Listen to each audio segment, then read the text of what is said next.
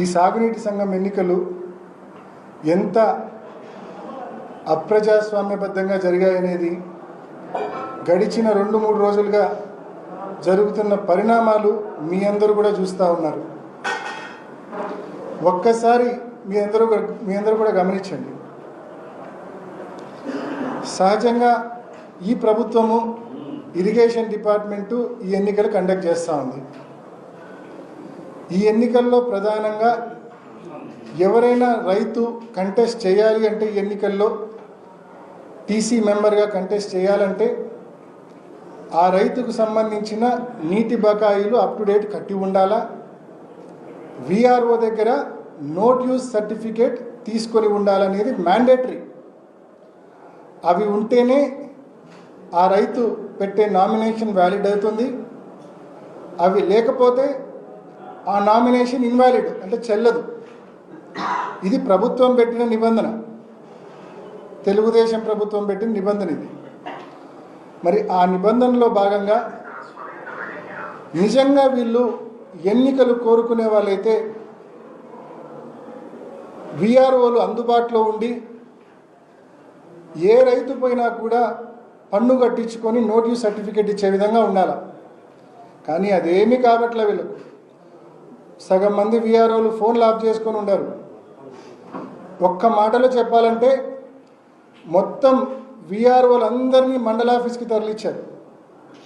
అసలు ఏం పని మండల ఆఫీసుల్లో 2 రోజుల పాటు విఆర్ఓలందరినీ మండల ఆఫీసులో పెట్టుకోవాల్సిన అవసరం ఏముంది అని చెప్పి మిమ్మల్ని అడుగుతా ఉన్నా. విఆర్ఓలందరూ కూడా సచివాలయాల్లో, గ్రామ సచివాలయాల్లో అందుబాటులో ఉండాలి. రైతులు వస్తే రైతుకు సంబంధించిన పన్ను బకాయి కట్టించుకొని వాళ్ళకు నోటీస్ సర్టిఫికేట్ ఇవ్వాలా.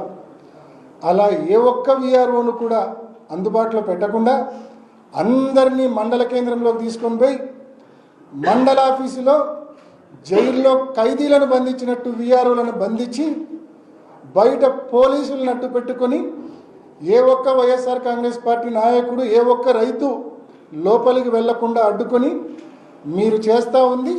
దీన్ని రాజకీయం అంటారా? ఇది చేతకాని దద్దమ్మలు చేసే రాజకీయం ఇది. ఇంకా మాట్లాడాలంటే పల్లెటూళ్ళ భాషలో చెప్తే ఫీల్ అవుతాడేమో ఆయన. నిజంగా ప్రజాస్వామ్యబద్ధంగా ఎన్నికలు కానీ జరిగి ఉంటే,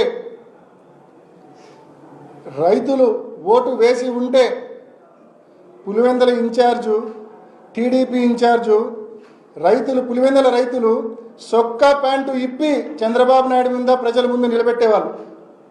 ప్రజాస్వామ్యబద్ధంగా ఎన్నికలు జరిగి ఉంటే ఆ ధైర్యం లేదు వీళ్ళకు, ఆ తెగువ లేదు.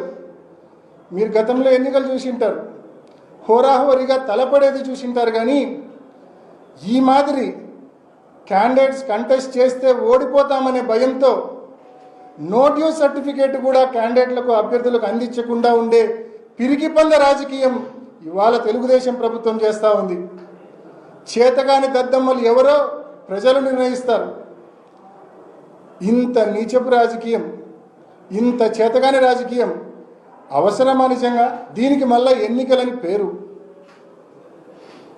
మొత్తం జైల్లో ఖైదీలను బంధించినట్టు బంధించి విఆర్ఓలందరినీ మండల ఆఫీసులో పెట్టి పోలీసులను అడ్డు పెట్టుకొని ఏ ఒక్కరికి కూడా నోటీస్ సర్టిఫికేట్ ఇవ్వకుండా మరి మీరు చేసిన ఈ తతంగం ప్రజాస్వామ్యబద్ధమా? ఇది నేను క్వశ్చన్ చేస్తా ఉన్నా.